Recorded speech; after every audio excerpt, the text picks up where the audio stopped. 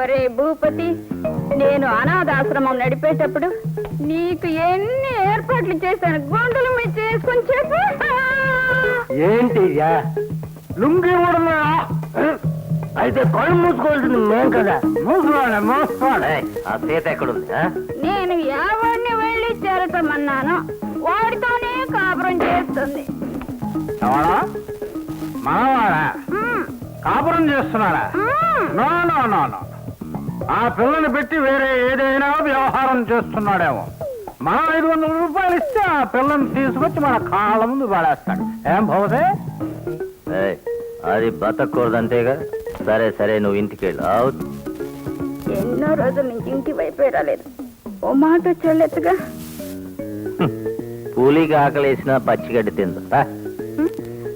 పచ్చిగడ్డి తినే పులిని ఇప్పుడు నేను ఎక్కడ పెట్టేది?